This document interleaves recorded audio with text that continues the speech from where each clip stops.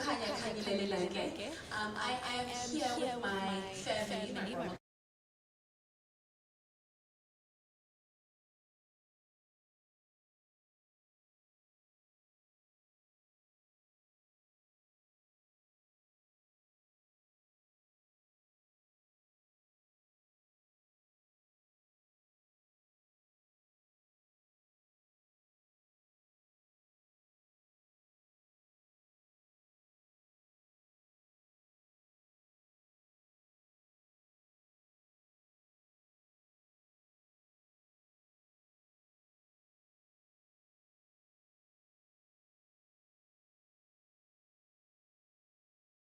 We got in the car, we got there, we had a beautiful session in the morning, and then we led meditation. And of course, I am a morning person, but I'm not really.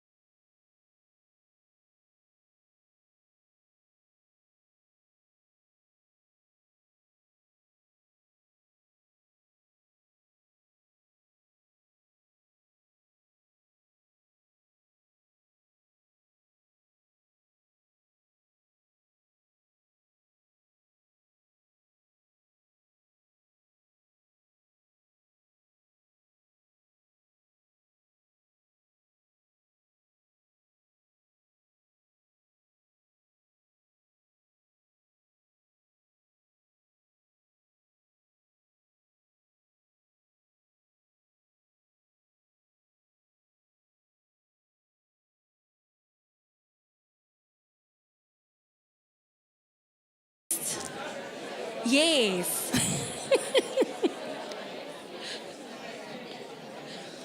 Okay, we've got about 15 seconds. Keep going, keep going. Make it awkward. Let's make it awkward. Okay, one more thing. Ask the person to your left or right what their favorite color is.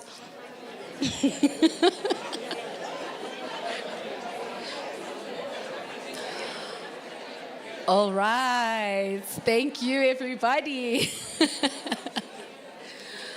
Okay, so for those of you in the room, how many knew the person to their left? Can we get a hand up? Okay. So, and how many of you did not know the person to your left? Okay, so we're introducing connections and networks. This is good. We're doing very well.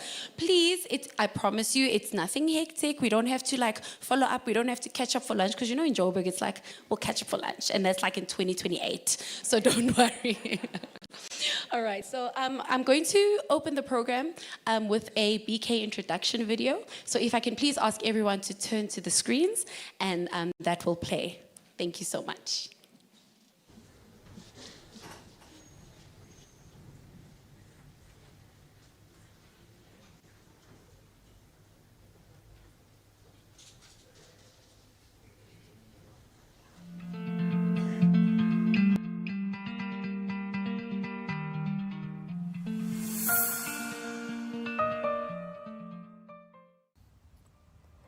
The story of the Brahma Kumaris service in Africa begins 87 years ago in Hyderabad, Sindh, in pre-partition India.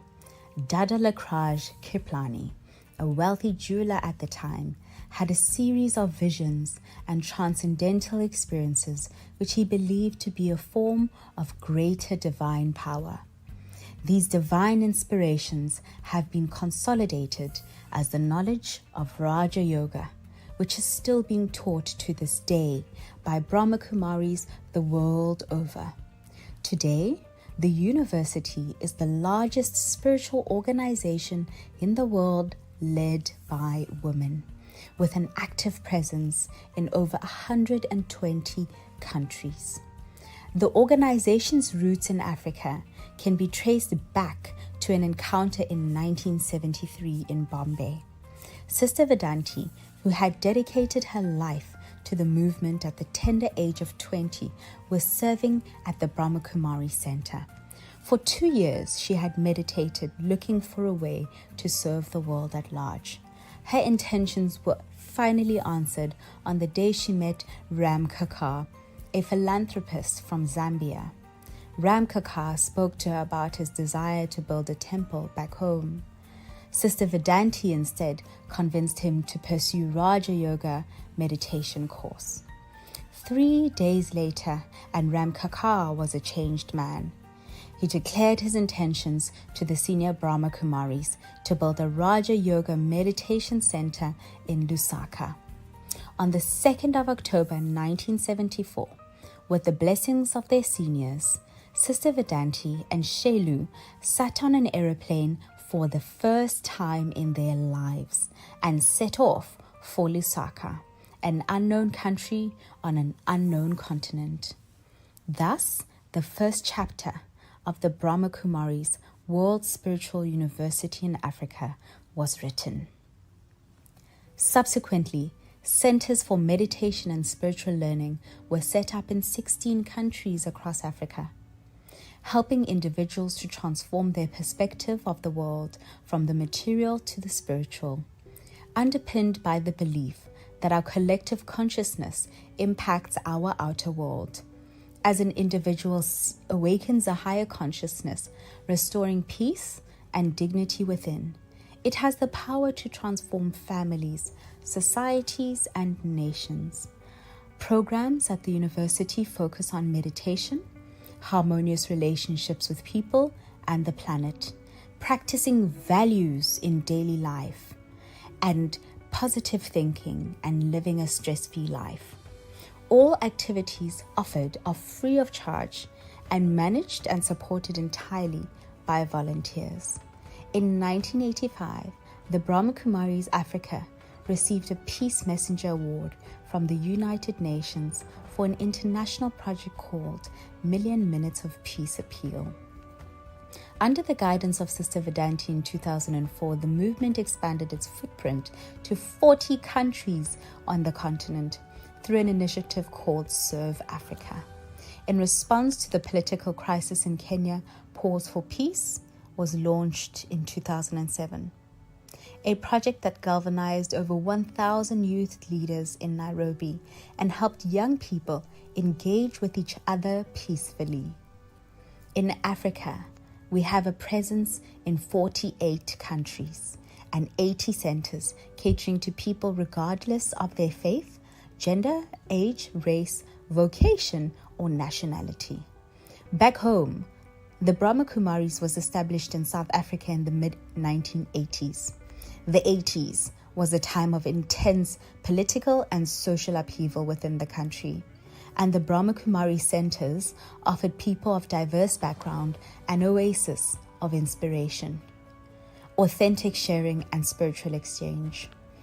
Offerings of free meditation courses sprung up in private homes and hired community venues in places like Yeoville, Lenasia, La Mercy, Soweto, and Uitenhage. Despite the fairly informal inception, the Brahma Kumaris now has its own dedicated meditation centers and formal courses in all major cities: Johannesburg, Durban, Port Elizabeth, Nelspruit, and Cape Town.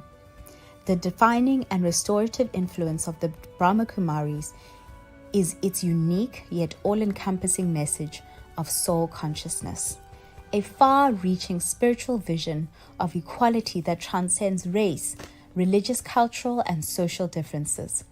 As such, the Brahma Kumaris plays a pivotal role in post-apartheid South Africa, helping to heal the deep divisions of this society, in particular, those that it has endured for generations. In these times of uncertainty, deeply impacted by both national and global events, we need to pause and learn the skill of meditation to center ourselves and raise our perspective and develop inner peace.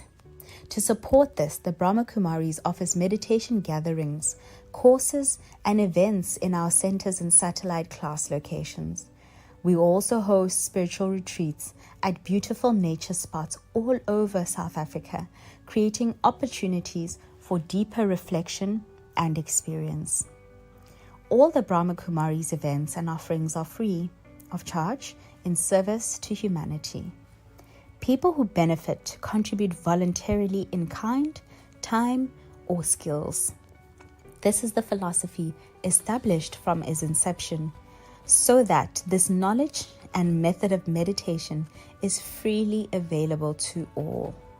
The 2nd of October 2023 marks the 50th year of the Brahma Kumaris service in Africa.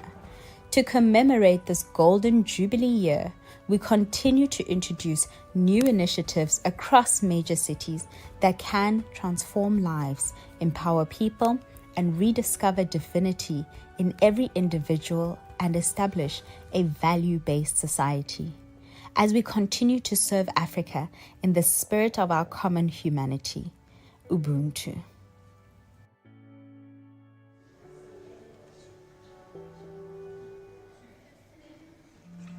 50 years of a legacy in South Africa and in Africa. May we please give the Brahma Kumaris an incredible round of applause.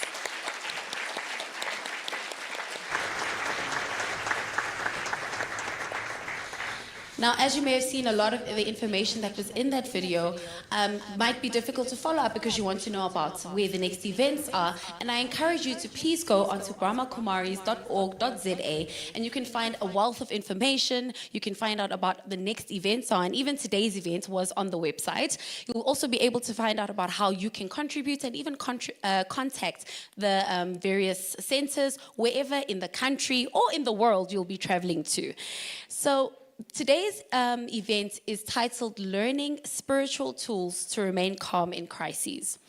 I think we can all agree that the world is in crisis. And it's very difficult for us within our internal selves sometimes to stop and block out the external from affecting the internal. Something that is very important for us to do is find a way to regulate what's happening inside. And one of those things I like to do is listen to music and dance. How many of the people in the audience like to dance? Yeah, the people at the back don't like to dance. I mean, just a little groove, Nyana. Okay. So I'm hoping that the following dance theater is going to help, stimulate a little bit of that passion. I'm excited to welcome the Tribangi Dance Theater. They continue to inspire to produce cutting-edge work that has authentic South African artistic voices. They're inclusive of the rich tapestry of African diversity. South Africa, as you know, is a multicultural society where mutual respect and admiration of each other's history and culture has become the ethos of building a new nation. Tribangi creates and reflects these multi-layered identities through dance, as this can only enrich and complement each other. The dancers that will be coming up onto the stage today are Priya, Shanolan, Motusi, Dimakatso, Tebogo, and Timeletso. Can we please welcome the Tribangi Dance Theater?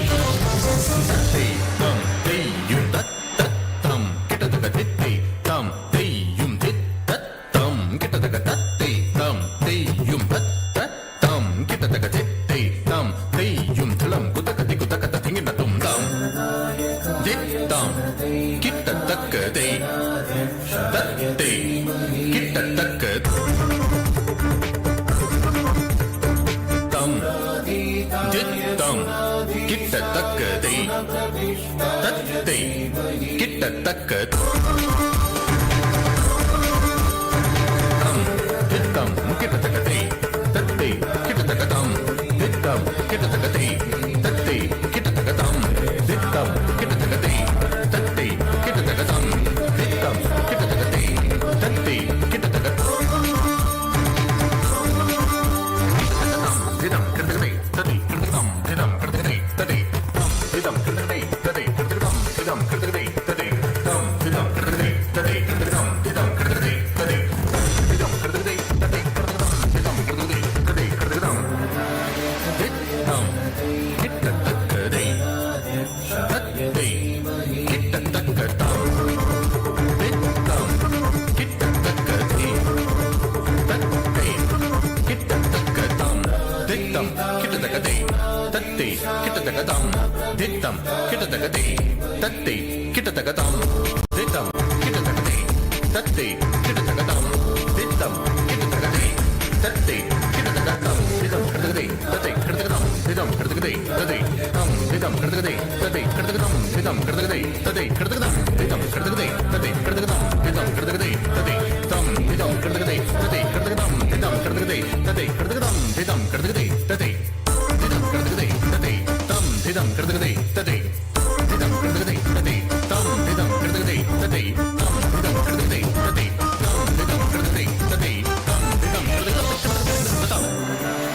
தித்தம் கிட்டத்தக்கதை தத்தக்கடதும் தத்தக்கடும் தத்தக்கடதும் தத்தம் தித்தம் கிட்டத்தக்கதை தத்தக்கிடதும் தத்தக்கிடதும் தத்தக்கிடதும் தாம் தித்தம் கிட்டத்தக்கதை தத்தை கிட்டத்தக்கதம் தித்தம் கிட்டத்தக்கதை தத்தை கிட்டத்தக்கதம் தித்தம் கிட்டத்தக்கதை தத்தை கிட்டத்தக்கதம் தித்தம் கிட்டத்தக்கதை தத்தை கிட்டத்தக்கதம் திதம் கிட்டத்தக்கதை தத்தை கிட்டத்தக்கதம் திதம் கிட்டத்தக்கதை தத்தை தம் திதம் கிட்டத்தக்கதை தத்தை கிட்டத்தக்கதம் திதம் கிட்டத்தக்கதை தத்தை கிட்டத்தக்கதம் திதம் கிட்டத்தக்கதை தத்தை திதம் கிட்டத்தக்கதை தத்தை தம் திதம் கிட்டத்தக்கதை தத்தை திதம் கிட்டத்தக்கதை தத்தை கிட்டத்தக்கதம் திதம் கிட்டத்தக்கதை தத்தை திதம் கிட்டத்தக்கதை தத்தை கிட்டத்தக்கதம் திதம் கிட்டத்தக்கதை தத்தை திதம் கிட்டத்தக்கதை தத்தை கிட்டத்தக்கதம் திதம் கிட்டத்தக்கதை தத்தை திதம் கிட்டத்தக்கதை தத்தை கிட்டத்தக்கதா ஹத ஜம் தரித தரகதும் ஜம் தரி ஜக தரிதை தரகதும் ததிங்கினதும் தரகதும் தக்க ததிங்கினதும் தரகதும் தக்க திகு ததிங்கினதும் தாம் தித்தம்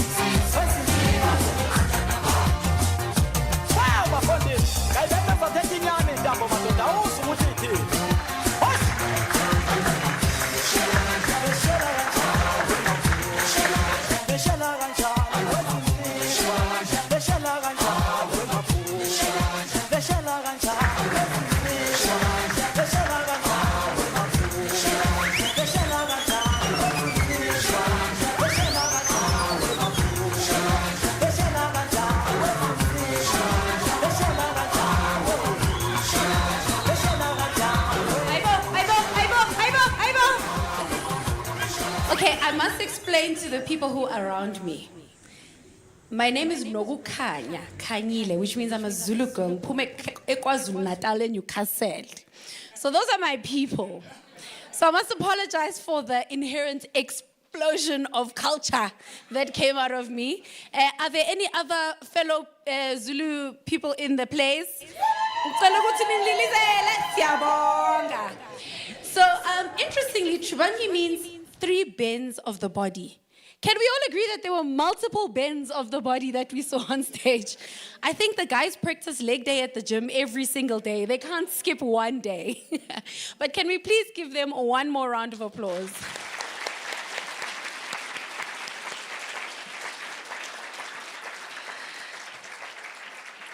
It now gives me great honor to welcome our honored guest, Sister Janti. She is a renowned spiritual leader and global peace advocate.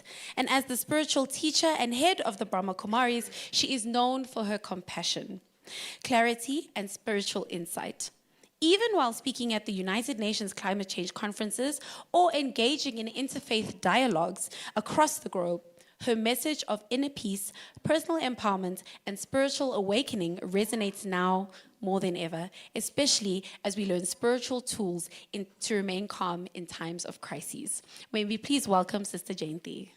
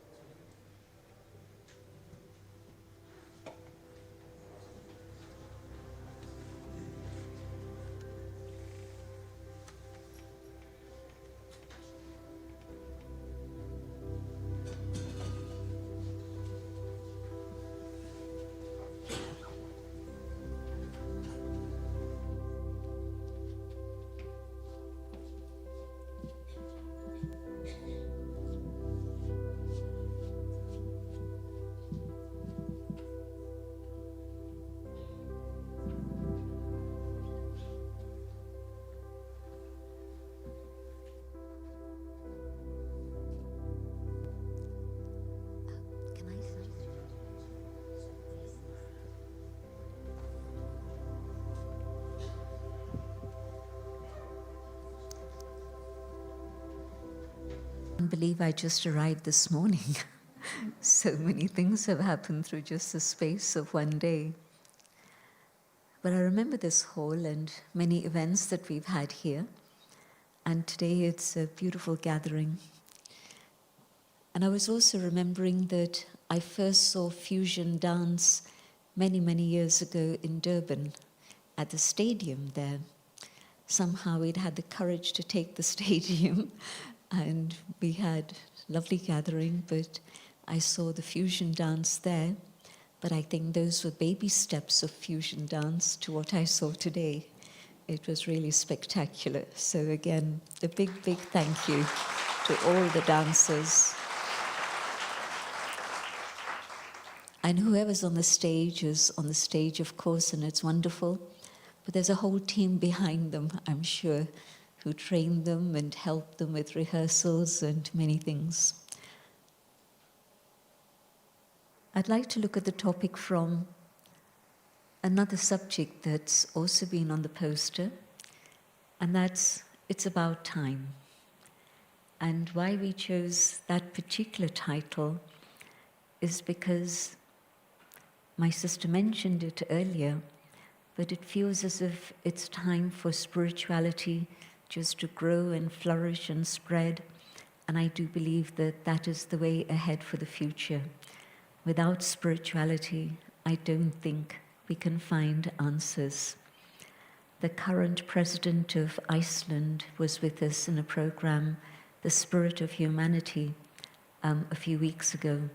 And she's very much a woman of the world and has been around and knows many things. And she said, I've seen that we've tried to find answers to the problems of today's world. We've created them, it's human creation, but we haven't been able to find answers, and the crisis gets worse and worse. And I think things outside can only change when we look inside. 5 years ago, I wouldn't have expected a leader of a nation to make this statement, but it's now happening. And so definitely, it's about time. The state of the world is as we know it. I don't want to describe it. You probably know it better than I do. But what's the solution? And what do we mean when we say go inside? For me, it means that when I get to know myself, when I go on an inner journey and understand what's happening in here, this, the external form, is precious and valuable, but what's making this move and tick is actually what's going on in here. And there's a very interesting expression, and since we're into fusion, I'll try a little bit of Hindi and English together. There's an expression that says, I'll tell you the Hindi because it rhymes very nicely.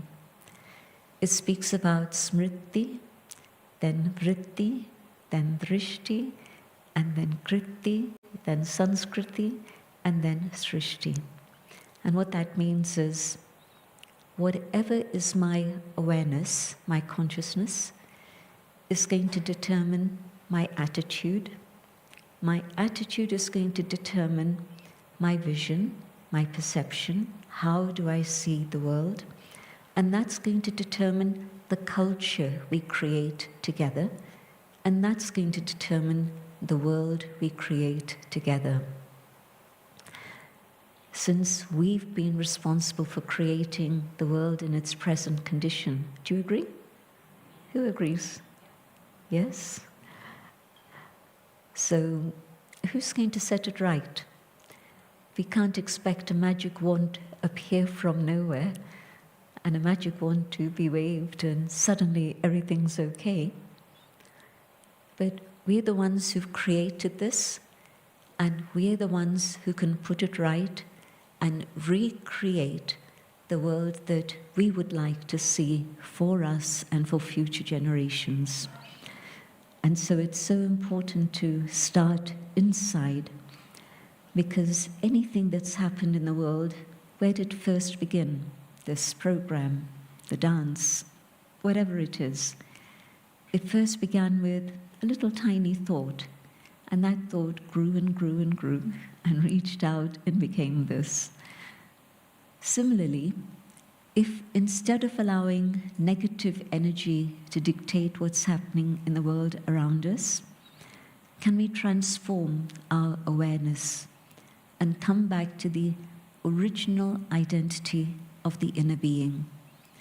And some of you are familiar with the word soul or spirit or atma. And if I like those words, fine. If I don't like them, that's also okay. But what you're referring to is that spark of energy which I truly am.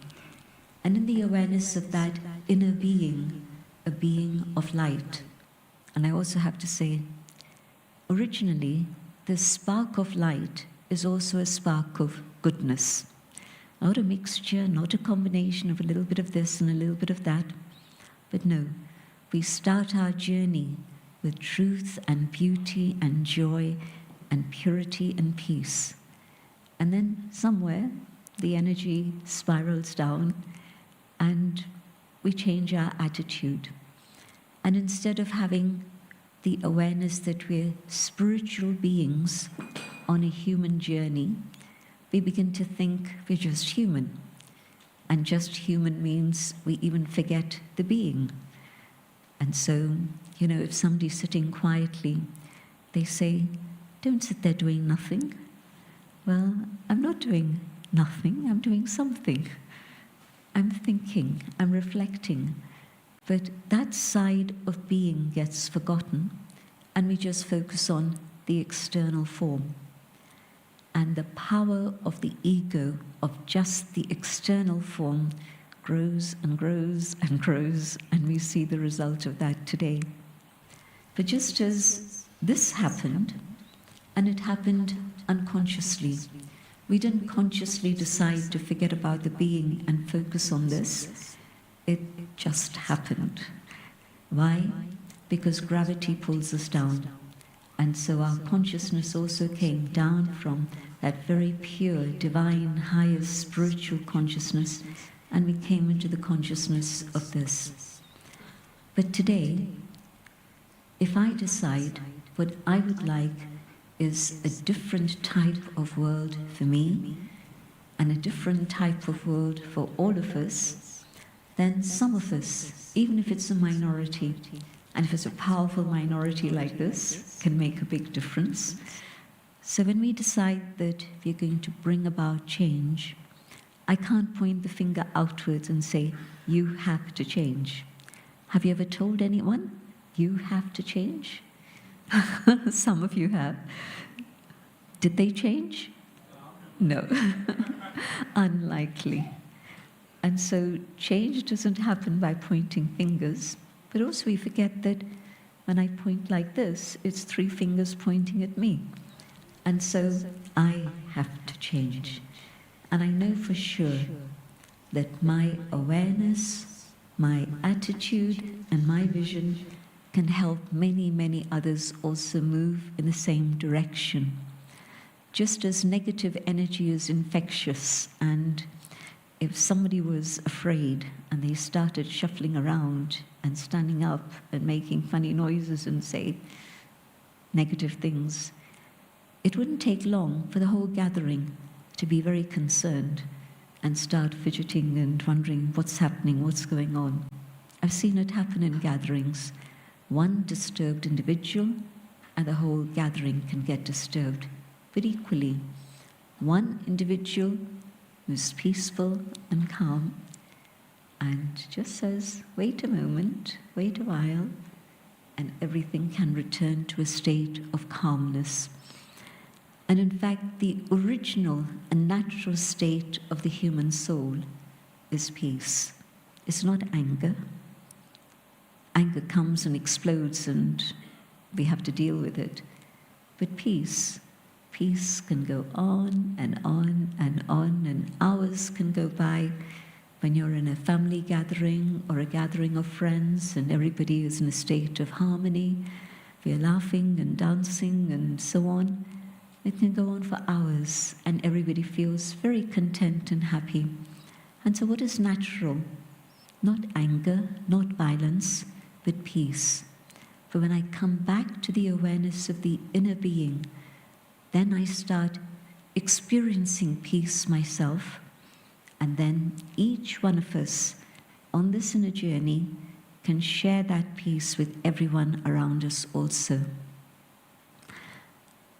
When the President of Iceland said, all the answers are inside, I believe that absolutely. I was surprised to hear it from her lips, but it's something I've believed in for a long, long time. I remember the founder of our organization, Brahma Baba, when I decided that this was to be my life, we had a little conversation together alone, and he said, is it possible for everyone to be happy? I was 19 and he was 92, so I didn't have an answer for him. And he replied, yes. Is it possible for everyone in the world to be happy and healthy? Yes, it's possible. Is it possible for everyone to have enough? Yes, it's possible. And then he said, but it's only possible when we've dealt with the negative forces of lust and anger and greed and attachment and ego. And you can't tell people, do this. You have to do it yourself. And if you do it yourself, others will be inspired and the ripples will spread and others will also begin to do the same. So how do I deal with negativity? It's when I go inside and uncover, through silence, through meditation, my own original qualities. And they're there within every single human being. Absolutely. No exceptions. Everyone is a being of peace in their original state of being. And so meditation is the journey inwards, but it's not just inwards, it's also upwards. Because yes, I can say, I recognize that anger is causing me health issues, and you know the research about that.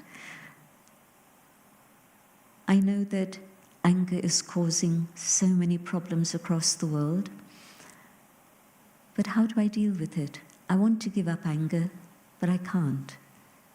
I need power. I need spiritual power, which no human being can give me. You can give me love, you can give me support, you can give me encouragement, you can give me inspiration, but you can't give me spiritual power. I can't give that to anyone. It's only the Supreme, the Divine, the Source, by whatever name you know. I can draw that power from the Supreme and use that power to remind myself not to react. Reactivity is the big thing that happens. And when I react, it's the things that are superficial that come out.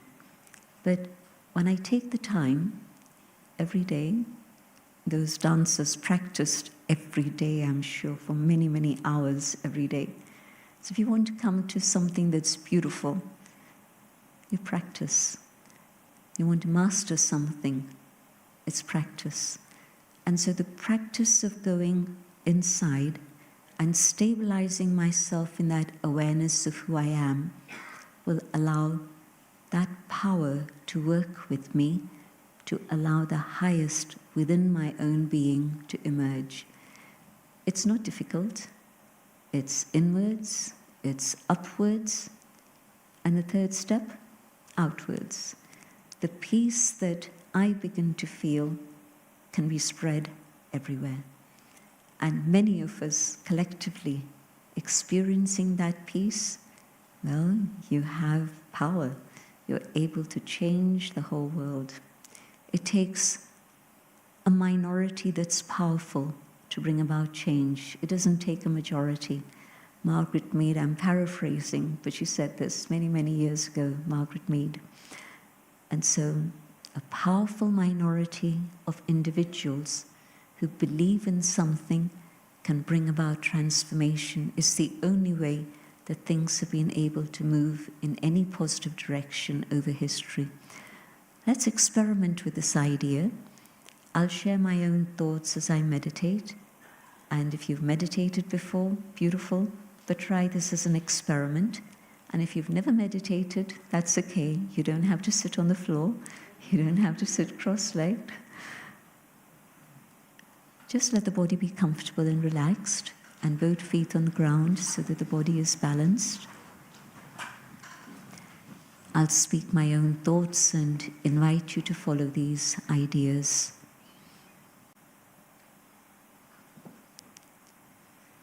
Coming to the awareness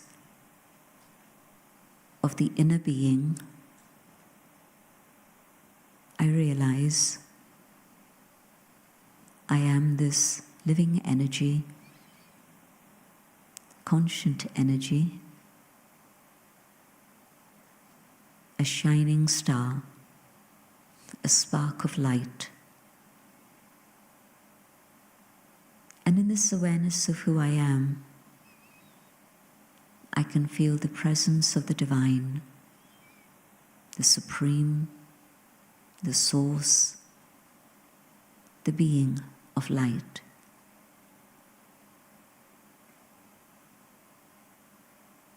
And from the one who is benevolent, the one who is forever complete, the one who forever gives to each and every one, to the whole of my life, my entire journey, through ups and my entire journey, through ups and downs in my life, there has been a guiding hand that's protected me and brought me here. And as I feel that benevolence, care, and love, my heart that was closed opens up. And as I absorb this pure love, the love within grows. and my heart recognizes that I'm part of one family, all of us connected with a thread of love and goodness, all of us under the canopy of the one above.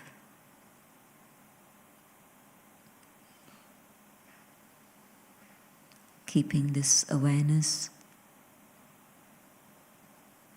I come back to this moment in the physical dimension, the moment in time,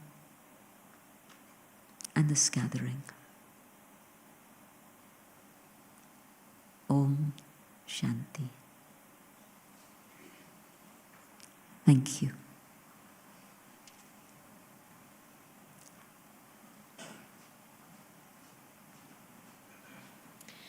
Thank you, Sister Janti. Is everyone feeling arrested? I don't know about you, but I feel take wherever you go, whether it's at work. I'm a medical doctor, I'm a pediatrician by profession. I know I look small, I look like my patients, so it gets a bit tricky. But I find that the energy of the person that's coming onto work it really affects the children. You can see their heart rates go up or down. The call becomes a little bit more chaotic, or it calms down. The energies of the team members change.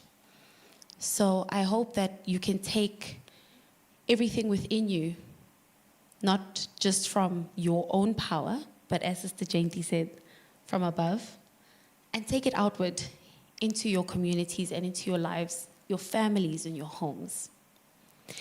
And at this time, I'm excited to bring on Shakes Dlutlu, who's going to be joining Sister Janti and having an incredible discussion at the moment. Shakes is a dynamic motivational speaker. He's also a global peace advocate. As a spiritual, he's a motivational speaker, facilitator, and an MC, don't take my job, with extensive experience in group effectiveness processes and youth development. With a passion for empowering others, Shakes designs and delivers innovative solutions aimed at empowering and enhancing the lives of South Africa's youth, as well as educators. His personal mission is to, and I absolutely love this, constantly add value to people's lives by empowering them to believe in themselves. Please may we welcome Shakes Dlutlu.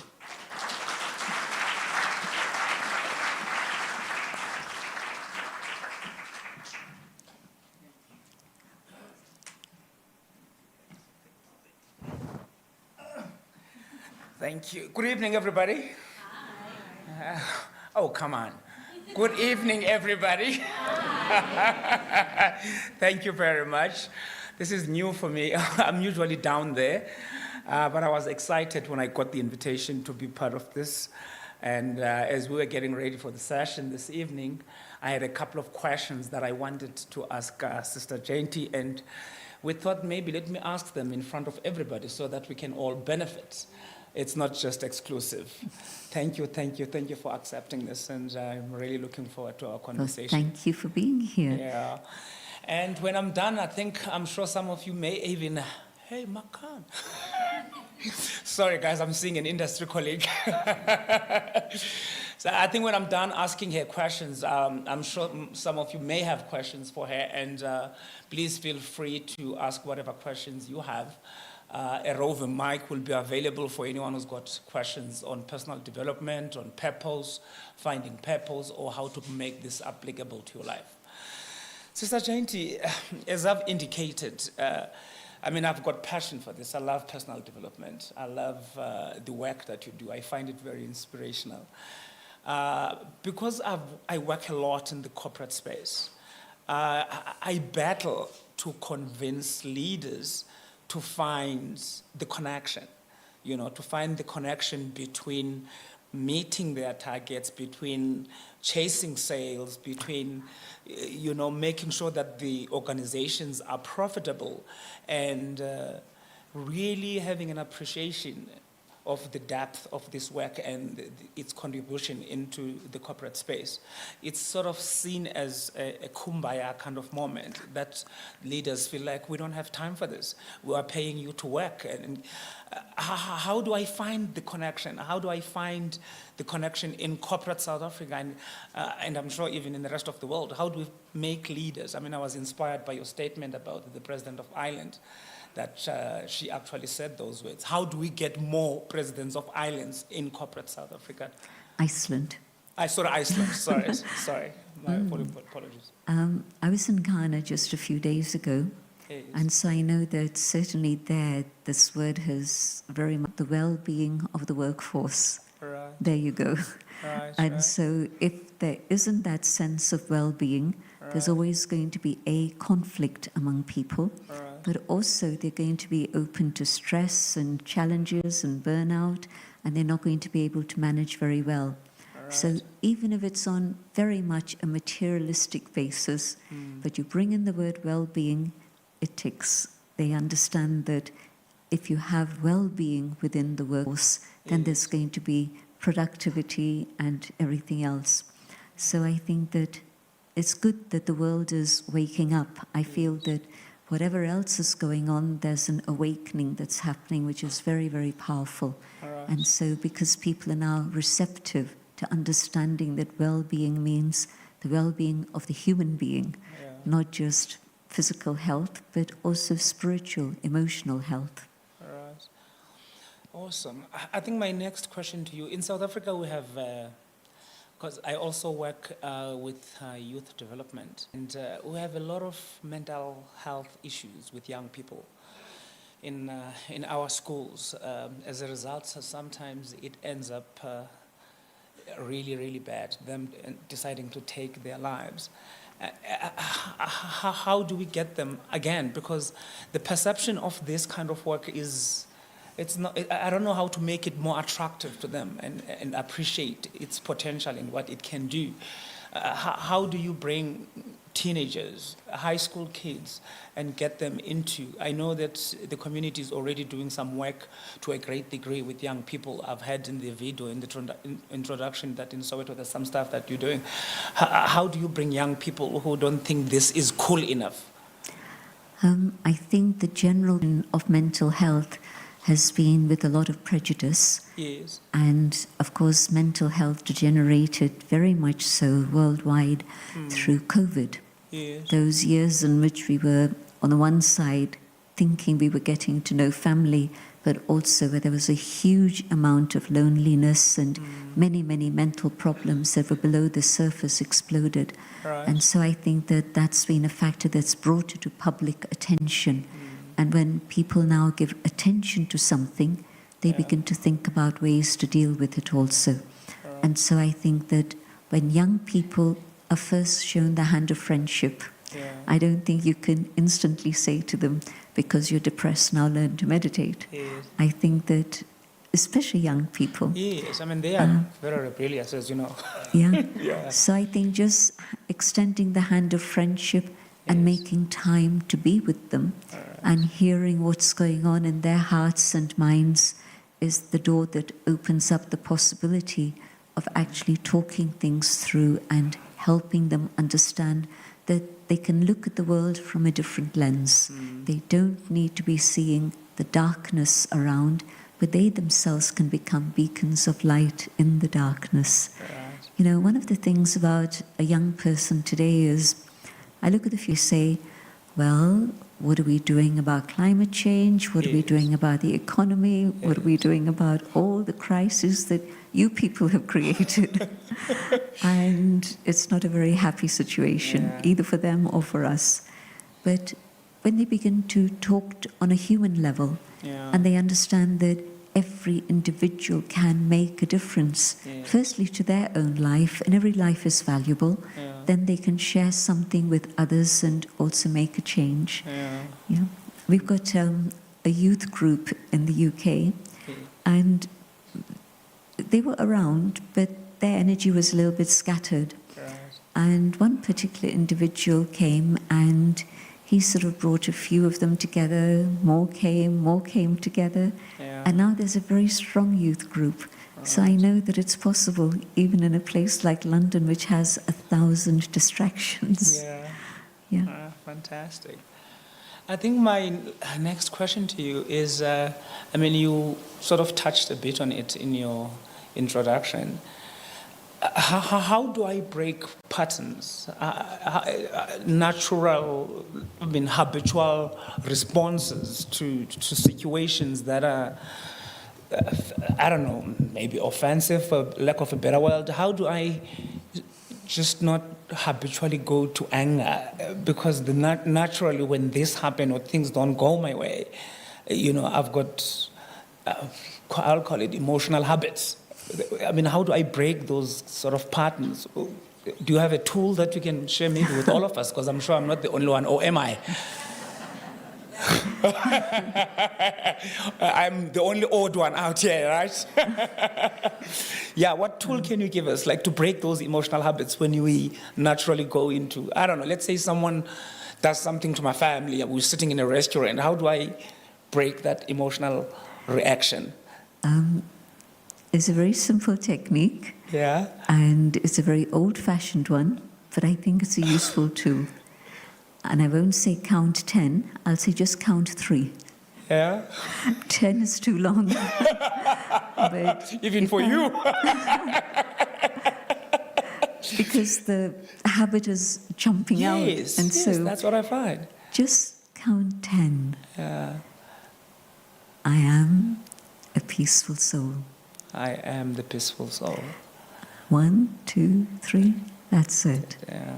And you begin to look at the situation a little bit differently. Yeah. You begin to feel different, and your response will be very different. And so that little pause where we are rushing, action, reaction, Yeah. and of course if you make me angry, I'm going to get angry and make you more angry. Yes. It's not healthy. Right. Not for you, not for me, not for the atmosphere. Yeah. But if I can say, okay, pause. Yeah. I am a peaceful I soul. am a being of peace. Awesome. 1, 2, 3. 1, 2, 3. That sounds doable, doesn't it? Like she says, 10 is too long, even for her. Yeah. My last question before I think I open up the floor to everyone is, I don't think a lot of us don't know a lot of this stuff. Very few people that are not aware of this stuff. You may have been introduced to it, like Ukanya was saying, by your mom or by a friend or something. How do we bridge the gap between what we know and what we do? Because I'm finding that sometimes we know this stuff, you are aware of it, but behavior, what is the correct term, doctor? Behavior, English is not Englishing. Behavior, yes. In terms of your behavior, you're not doing it, but you know it intellectually in your head. You are aware that this is what. So how do we break that? How do we bridge that gap? I would suggest every morning, yes, give yourself a little time. We do all the things we need to do outside, right? But we've forgotten that we need to feed the soul. We need to feed the soul with silence, right, so that my own original qualities begin to emerge. Right. Because every human being has values within themselves, but we don't remember that we are beings. We just think we are doings, and we get into that trap. But also we don't connect with the inner being that carries the values that are important. Yes, and so they don't get a chance to get expressed. So if I practice early morning, why I say early, and early can be 9 o'clock for you. Early can be 4 o'clock for you. But whatever it is, before the family wakes up and starts creating all the other energy that happens. Yes. So before everything else, just spend a little bit of time with yourself, reminding yourself of the things that are important. Right. It's not acquisition that's important. It's not all the things of the external world. Of course, they have their place. If I don't have money, how am I going to feed myself or my family? So it is important. But if my thoughts are just focused around that, I've lost track of the real purpose of life. And so can I come back to the essentials of life? Love and happiness and peace and connecting. Connecting with myself, connecting with the source, connecting with my family. How often is it that you actually have a deep conversation with your family? Can you remember the last time that happened? Can you remember the last time you had a deep conversation with yourself? Just think about it. But surely it should be the first thing we do. And so can I change my timetable, getting up just a bit earlier, spending time in silence, but also feeding my mind nourishing material. Something to read, whether it's from scripture, whether it's from prose, whether it's from poetry, but something that's going to bring back and keep me on track and point me to true north, the direction that I want my life to go in. Otherwise, I'm a puppet of circumstance. Things will happen to me, but in fact, I should be the one making things happen. And so if I take charge of myself, I know that you do a lot of work with the power of the mind. Yes, I do. And so start the day with putting the mind back on track and taking power from the divine in silence, and then feeding the mind something powerful and positive and beautiful. And you probably find that the influence of that lasts a lot longer than you can imagine. Because in the morning, the mind is clear. And so whatever imprints you put into your mind first thing, they'll pop back into your mind through the day. 100%. And so today, it's a little bit better. Maybe that influence lasted for an hour. And by the time I got to the bus stop and I saw the crowd and I said, this is crazy. But whatever it is, but maybe tomorrow it'll last a couple of hours, and so on and so on. Nothing happens without practice. And so I can't say I'm going to become a peaceful soul overnight. But if I practice, remind myself, then the understanding starts percolating into my behavior, and the patterns begin to change. The patterns were created because I made them. And now I want to reverse the process and go back to what was there originally within myself. So I was very pleased to hear that you do a lot of self-motivation and all the good work that you do. I think that's the way to help people shift their pattern of behavior. But the connection with the one above is important, because when we don't see instant results, we give up. We give up very quickly. Absolutely. But if I'm taking that power, then that power is going to sustain me.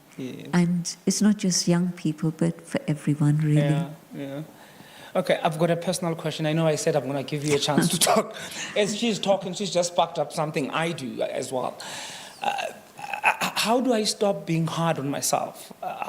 Like it's, you set up this standard that, okay, I'm going to exercise for so many days a week. I'm going to eat healthy. I'm going to go do this presentation and I'm going to raise it to that standard. I'm going to make so many calls and then I don't do them. And then I start, I don't know, taking the identity of a failure. And again, I know I shouldn't, but intellectually, but how do people stop being hard on themselves when they don't meet the targets, whatever, of their lives? Most times we fluctuate between inferiority complex and superiority complex. And that's because we're constantly comparing ourselves with others. And so I'm better than this one. Oh, but now I see this one, he's better than me. And so whether it's in terms of money or property or position, anything. But if I can come back to an inner state of dignity and self-esteem, then that can help me through a little blip. You know, okay, so I didn't exercise today. Well, I can exercise tomorrow. It's not the end of the world. And so But when I go on that inner journey and I rediscover the values that are there within me, Yes. I begin to value myself. Right. I don't wait for somebody else to tell me, Right. you're very good. Yeah. But my own inner voice tells me, this is good, Yes, this yes. is right, I'm moving in the right direction. And so as my self-esteem grows, my dignity grows, my respect for myself grows, my love and compassion for myself grows, and whatever is going on inside is what's going to be extended outside. You know, they say, well, the scriptures tell us, love thy neighbor as you would love yourself. Amen. Do we love our neighbor? And if I'm not loving my neighbor, what is that telling me about myself? Yeah. So I need to start valuing myself by coming back to that goodness that lies within and beginning to feel it and then express it. Yeah. And then, yes, I can love my neighbor. Yeah. Wow. Thank you. Thank you so much for that. See, I don't know if there are questions on the floor. I'm sure I'm not the only one who's got questions for Sister Janti. So you can just raise your hand and my micro will come for you. There's one at the end there, can you? And then there's one at the back. If there's a second mic, maybe we can get one closer to that gentleman. We can start there. Let's start over there. Thank you very much. Last week, Wednesday, I was hacked.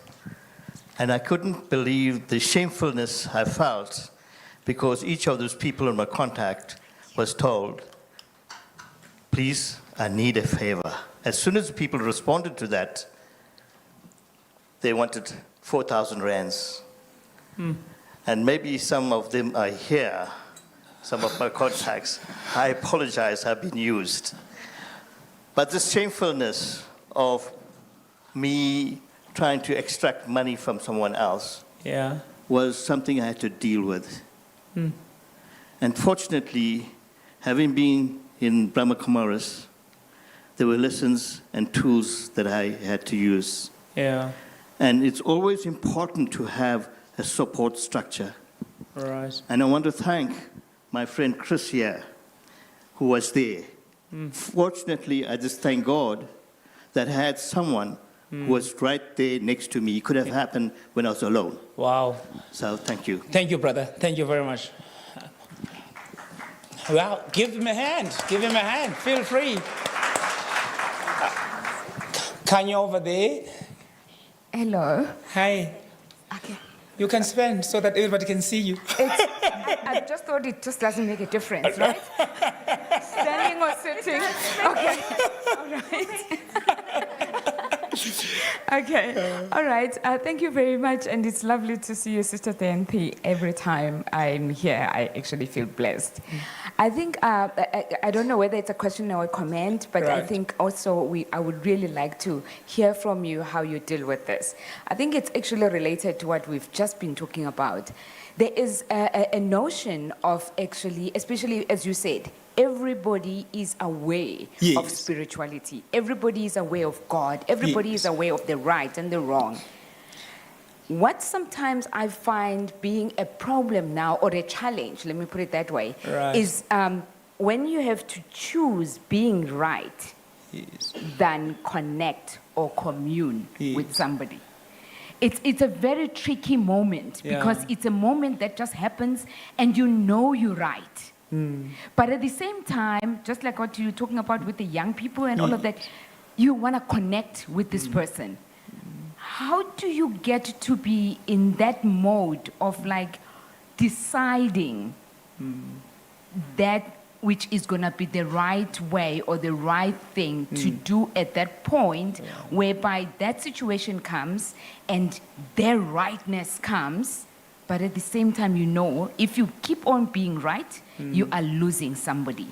You're Or losing you are connection with this person. Exactly, you are losing connection. Yeah. You are now about perhaps yourself and the ego, or but at the same time there is this thing, no, but if I lose the moment of saying what is right, you know, so I don't know if you can just help us with that, because I think really it is a challenge of most people. I don't think people now are 100%. lacking in knowing what is right, but sometimes it's using. 1, 2, How 3, do we I'm a do peaceful it? being. Yes. I'll let Sister Janti answer that. Here's another simple tool you can try. When I'm in the awareness of this shining light that I am, then when I look at others, what do I see? I don't see color, I don't see race, I don't see gender. I see that light that's shining in the forehead of each one. And so that it creates a space inside myself in which I can pick up the vibrations of the other and feel what is the need of the moment. Maybe the need is just for them to talk, because so often people don't get a chance to be heard. And so maybe if I open up that space in which all I'm saying, yes. Just being present. Just being present, correct. And so maybe that's the big need. And maybe that will then uncover for you what's going on inside of them and make you more aware, so that now you understand them better. And so you're not coming with a statement, I know I'm right, or you have to do this. No, just listen. And then probably there'll be, with that connection also, an awareness of what would be helpful for this individual. Not, I know what is right, and so I have to convince them that this is right. It took me a long time to learn that lesson. Because my brother wasn't understanding anything I was saying and thought I was completely off the planet. And then I had to say, okay, let me step back and see the goodness in that soul. And there's a lot of goodness in him. And he's done amazing work, again, in pediatrics. But I just had to say, okay, he has his own role to play, I have mine, but let me appreciate what's happening for him. And so today we have a very sweet friendship, which is important. I think for me, Sissy, how I run my workshops, because you know, when you run workshops, people often perceive you that you've been sent here with management to convince them of what the leadership wants, you know. So as soon as you enter that conference room, and I could be wrong. I mean, I've been wrong once in my life, but so. Only joking. So what you can say, I'm only sharing my experience. You don't have to take my advice. You don't have to do anything. I'm not trying. And I find that people lower their defensive when you come with that approach. I'm not trying to convince you. I'm not trying to do anything. I'm just sharing my personal experience with you. You can take it or leave it. I find that works. Where are we going next? As an MC, we have time for 2 more questions. 2 more So questions. I'll take one this side, and can we identify one that side? Thank All you. right. Thank you. Good evening, sis. Good evening. So I think a lot. I don't want to say I'm an overthinker. Yes. I'm trying not to identify Yeah. as an overthinker. I think a lot, and sometimes it's useful, but for the most part it's not, Yes. because I tend to overthink the bad things, Yeah. and then I come to horrible conclusions, and then I lean to that. Right. Over and above that, I struggle with stillness. I use music because when it's quiet, then I'm thinking, and sometimes I don't want to think. So I listen to music a lot. Yeah. But I don't want to rely on music. I want to practice stillness. But when I try to practice stillness, my body reacts. I literally feel needles. At some point, I thought that was normal, to feel heaviness on your shoulders. What can I do to effectively practice stillness? Okay. I think this is for you. You were here when we experimented with those few moments of silence earlier when I was conducting the meditation. Well, that was just to give you a little insight into what happens in the mind when we meditate. And there's many forms of meditation, and some will tell you, stop all thoughts. And I think that's next to impossible, really. But if you gently lead your mind to think about the original qualities of the self, and you need a little bit of information about that. You need to understand who the source is, and you connect to the source, again, using your thoughts, not stopping your thoughts. So instead of letting your mind go here and there and everywhere, you're moving it in a very specific way about the self, my original qualities, the connection with the divine, the source, and the qualities of the divine. And you'll probably find that the speed of your thoughts slows down, and there's a little bit of space between one thought and the other. And the pauses between the thoughts becomes a little bit longer each time. And that space is the one in which you experience. So one is to think, I am peace, but I'm not. But when I remind myself my original nature is peace, just pause for a moment before the next thought. And so you'll begin to experience that peace.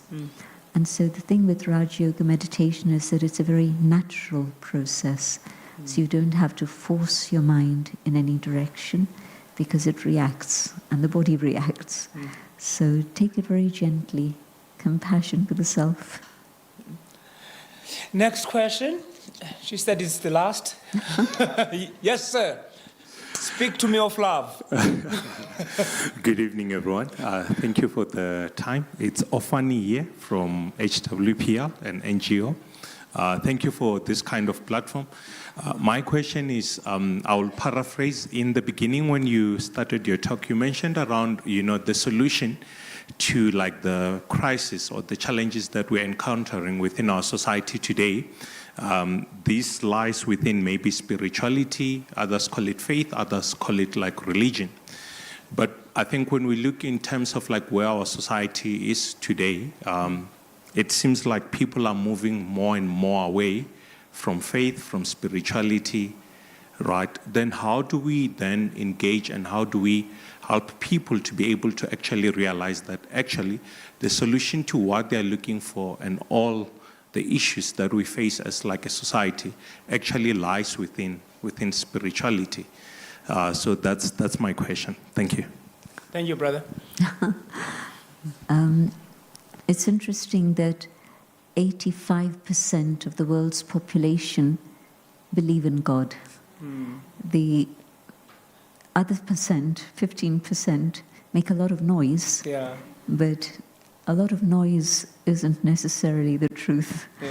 But 85%, and this is research that's been done, so we tend to think that people don't believe, but as I say, the majority still has belief, because through their experience of life, they've come to some sort of belief, whatever that may be. And so I think that the only way that you can influence another is by practicing these things yourself, and your own life of stability and strength is going to give them the inspiration that this is what is possible. Give you one example, very powerful example. 2001, 9/11, and the Twin Towers story. A person who meditates was working with the New York Port Authority, and that was in the second tower. The first tower had crashed, and nobody could understand what had happened. They didn't know what would happen to the second tower, but there was fear. And he was on the 65th floor with an open space office and many, many others around him. The tannoy kept saying, stay where you are, be calm. But of course, how do you do that? He had another feeling, and it was his inner voice, but also that connection. And what he did was stand up and say, I'm going to try and make my way down. And if anybody wants to come with me, you're welcome. I don't know whether there's going to be any light, whether there's going to be water, I don't know, but I'm going to try. And about 25 people followed him. The rest stayed. As they came down, there wasn't light. As they came down, they didn't know where there's going to be water, where there's going to be wires, what was going to happen. They came down 65 flights, and he came outside, and 25 people were with him, and they were saved. Sure. And the Twin Tower fell. So one person with faith can save many lives, but I need to have that inner calm and stability. Then others will also trust that this is going to be helpful for them also. These things can't be convincing just by words. It's through your energy, your vibrations, your lifestyle. Yeah, really becoming the change you want to see. MC? I don't want to take your time. I'm so sorry. This was an amazing session, but I am the MC, so thank you. I know. Maybe please welcome and thank Sister Janti. Thank you. And maybe please thank Shakes for this incredible discussion. Thank you. Thank you.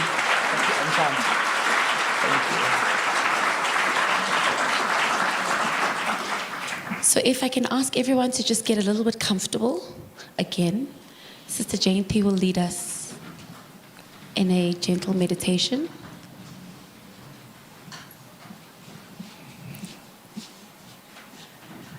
Reflecting on the things I've been hearing, let me experiment with this idea. I am a peaceful being living in the center of the forehead.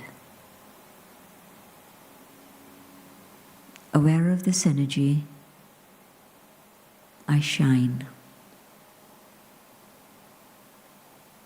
And in this awareness, I experiment with reaching out to the source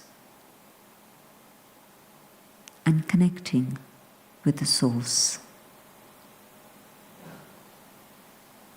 And now I can feel that presence around me, a presence that's warm, comforting, and supportive. And I realized that not only was I trying to reach the divine, but the divine was waiting for me to come closer. And as I make this contact and feel the connection with the source, the power of love reaches me, the power of peace reaches me, the power of truth reaches me.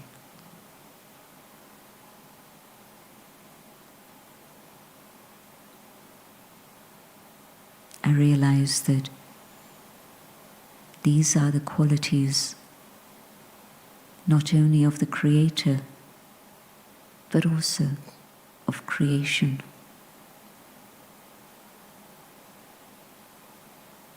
And this experience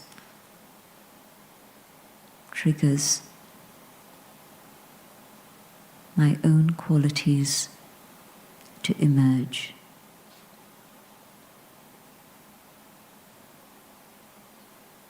I realize that peace and love and truth are within me also.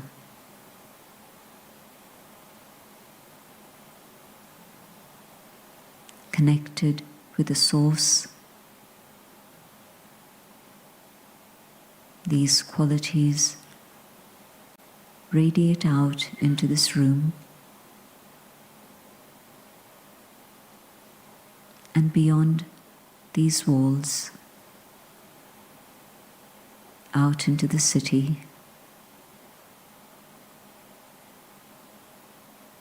and out into the world.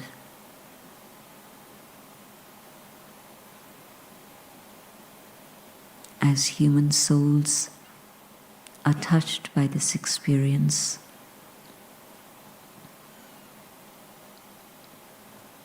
they awaken and their journey begins.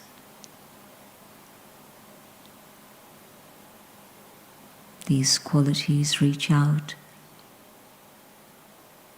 into the animal kingdom, and they sense safety, security.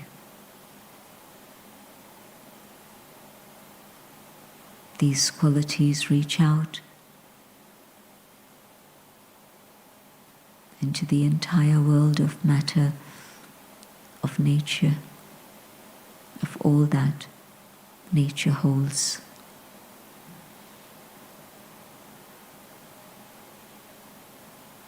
And things begin to return to a state of harmony that was lost.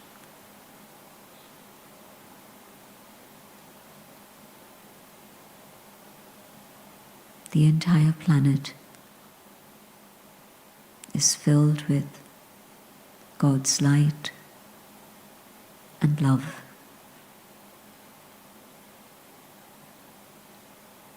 And a new day begins.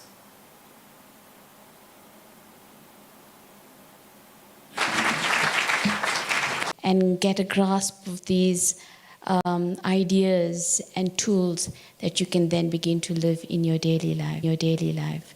So thank you very much, and travel safely back home. Om Shanti. Thank you.